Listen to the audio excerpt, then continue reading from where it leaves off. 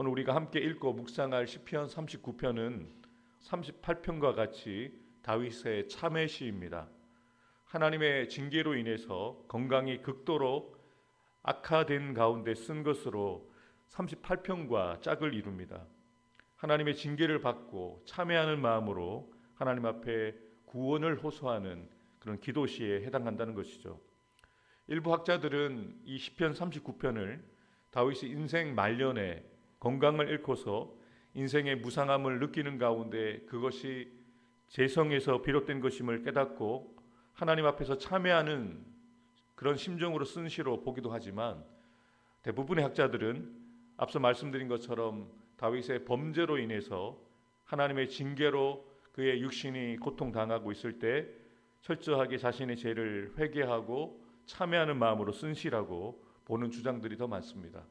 자신의 인생의 그 연약함을, 무상함을 토로하면서 하나님께 용서를 구하고 구원을 호소하는 참회시에 해당하는 것이죠. 내가 말하기를 나의 행위를 조심하여 내 혀로 범죄하지 아니하리니 악인이 내 앞에 있을 때에 내가 내 입에 재갈을 먹이리라 하였도다. 2절 함께 읽겠습니다. 내가 잠잠하여 선한 말도 하지 아니하니 나의 근심이 더 심하도다. 아멘. 다윗이 자신의 죄를 깨닫고 자신이 당하고 있는 이 육체의 고난이 하나님께 주신 징계임을 깨닫고 난 이후에 다윗이 결심한 것은 자신의 행위를 조심하는 것과 그 혀로 범죄하지 않겠다는 것입니다.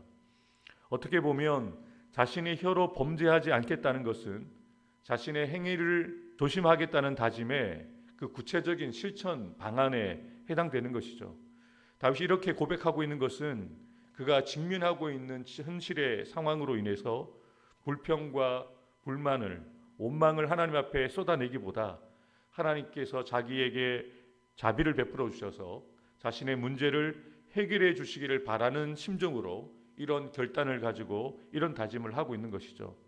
그러면서 다윗은 악인이 자신 앞에 있을 때에 더욱 말을 조심하겠다라고 그렇게 고백을 합니다. 왜냐하면 악인들이 자신의 말을 왜곡해서 자신을 비방하고 중상모략하기 때문에 입을 닫겠다는 것이죠. 그래서 다윗은 악인들의 모든 비방과 거짓 증언 앞에서 마치 벙어리처럼 철저히 침묵으로 일관을 하는데요. 이러한 침묵을 지키기 위해서 자신의 속에서 나오는 선한 말까지도 억제하겠다라고 고백하고 있는 것입니다. 3절 말씀 함께 읽겠습니다. 내 마음이 내 속에서 뜨거워서 작은 소리로 읊조릴 때에 불이 붙으니 나의 혀로 말하기를 여호와여 나의 종말과 연한이 언제까지인지 알게 하사 나의 연약함을 알게 하소서. 아멘. 다윗은 하나님 앞에서 무엇이라고 고백을 하고 있습니까? 내 마음이 내 속에서 뜨거워서 작은 소리로 읊조리게 되어지는데 하나님의 공의 앞에서 어떤 신앙적인 고백을 드리고 있습니까? 나의 그 연약함을 주님 알게 해달라고 다윗은 기도하고 있는 것이죠. 다윗은 자신의 죄에 대해서 하나님의 징계로 주어진 그 질병 때문에 혹독한 고난을 겪고 있었는데요. 그런데 자신과 달리 자신 곁에 있는 악인들은 망하기는커녕 오히려 득세하고 오히려 자신을 비난하고 조롱하고 있는 모습들을 보니까 기가 막힌 거죠. 이런 답답한 상황을 고려할 때 다윗은 지금 자신으로 하여금 지극히 허무한 전지에 불과한 인생에 대해서 깨닫게 하심으로 불의한 악인들의 번영과 형통을 보고서 하나님을 원망하거나 하나님의 공의를 의심하지 않는 죄를 범하지 않게 해달라고 이렇게 기도하고 있는 겁니다. 자신은 하나님의 징계로 고통 중에 있지만 악인들은 형통하고 있는 이런 이해할 수 없는 상황 가운데 하나님을 원망하지 않고 하나님께 불평하지 않고 하나님의 공의를 인정하도록 나의 연약함을 알게 해달라고 그렇게 기도하고 있는 것이죠.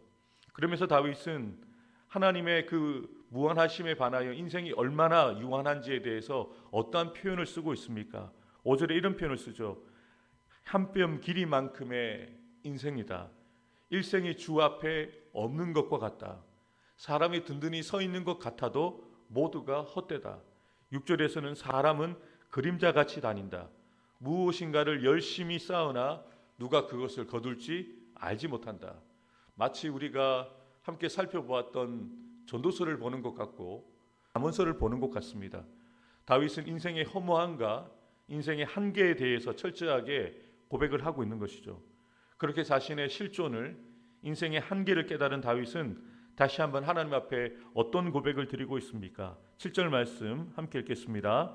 주여, 이제 내가 무엇을 바라리요? 나의 소망은 주께 있나이다. 아멘. 인생의 허무함과 자신의 한계를 철저히 깨닫게 되어진 다윗이 얻게 되어진 결론이 무엇입니까? 오직 여호와 하나님만이 유일하고 영원하신 소망이 되신다. 다윗이 깨달은 결론을 이 시편을 읽는 모든 독자들에게 전하고 있는 것이죠. 이 땅에 우리가 붙들고 살아가는, 우리가 살아가는 이 세상은 모두가 헛된 것들이다. 우리가 소망하고 확실히 기대할 수 있는 분은 하나님밖에 없다는 것을 분명하게 우리에게 알려주고 있는 것이죠. 다윗은 고통과 그 죽음의 현실 앞에서 세상의 모든 것들이 연기처럼 덧없이 사라진다고 하는 것을 깨달으면서 인간이 진정 소망해야 되는 유일한 대상이 바로 하나님이라는 것을 확신 가운데 우리에게 알려주고 있는 것입니다. 이렇게 하나님만이 자신의 소망이라고 고백한 이후에 현재 당하는 그 징계가 마땅하다는 것을 하나님 앞에 시인하면서 하나님께 용서를 구하는 기도를 드리면서 이 시편을 마무리합니다. 우리 8절부터 13절을 함께 읽도록 하겠습니다. 나를 모든 죄에서 건지시며 우매한 자에게서 욕을 당하지 아니하게 하소서. 내가 잠잠하고 입을 열지 아니함은 주께서 이를 행하신 까닭이니이다. 주의 징벌을 나에게서 옮기소서. 주의 손이 치심으로 내가 새망하였나이다. 주께서 죄악을 책망하사 사람을 때에 그 영화를 존무금같이 소멸하게 하시니 참으로 인생이란 모두 헛될 뿐이니이다. 여호와여, 나의 기도를 들으시며 나의 부르짖음에 귀를 기울이소서. 내가 눈물을 흘릴 때에 잠잠하지 마옵소서. 나는 주와 함께 있는 나그네이며 나의 모든 조상들처럼 떠도나이다. 주는 나를 용서하사 내가 떠나 없어지기 전에 나의 건강을 회복시키소서. 아멘. 하나님만이 자신의 소망임을 깨달은 다윗이 하나님 앞에 무엇이라고 고백을 합니까? 자신의 죄의 문제를 용서해 주시고 또 악인의 비방으로부터 자신을 건져주시고 더 이상 고통받지 않게 해 주셔서 내리신 주의 형벌을 이제는 자신에게 옮겨달라고 그렇게 기도를 하면서 마지막에는 자신의 건강을 회복하게 해달라고 기도하는 것이죠. 다윗이 이렇게 기도하고 있는 이유가 무엇입니까? 다윗은 무엇을 깨달았습니까? 지금 당하고 있는 이 고난이 하나님의 섭리 가운데 하나님께서 허락하셨기 때문에 당하고 있다는 것을 깨달았기 때문이죠. 그래서 하나님 앞에 원망하고 불평하지 않고 먼저는 자신의 죄로 인해서 주어진 이 징계에 대해서 하나님 앞에 용서를 구하고 또 치유와 회복을 간구하고 있는 것이죠. 사랑하는 성도 여러분, 인생의 한계에 대한 인식을 하면서 자신에 대해서 용서를 간구하고 있는 다윗의 이 시편을 통해서 우리는 다시 한번 깨닫는 것은 우리가 인생 가운데서 우리가 때로는 하나님의 말씀대로 살지 못해서 징계로 허락하시는 고난이 우리에게 찾아왔을 때 우리 분명하게 깨달아야 합니다.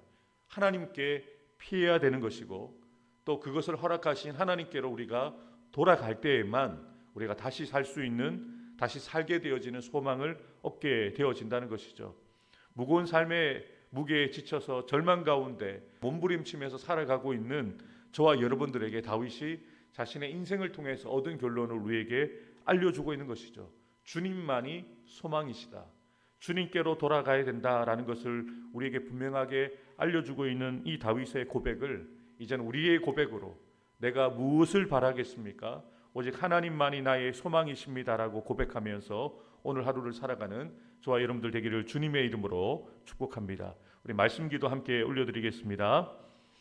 인생의 덧없음과 나의 연약함을 깨닫게 하셔서 세상이 아닌 주님만을 소망하며 흔들리는 상황 속에서도 오직 하나님만 바라보는 믿음을 더하여 주옵소서.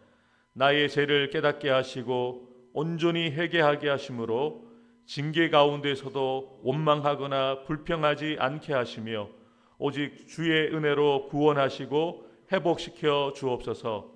하나님께서 나의 사랑하는 부산로 교회와 나의 사랑하는 성도들의 가정과 자녀들 일터 위에 복에 복을 주시고 지켜주시며 더 큰 은혜와 능력을 더하여 주셔서 늘 평안하고 편안하게 하옵소서. 아멘.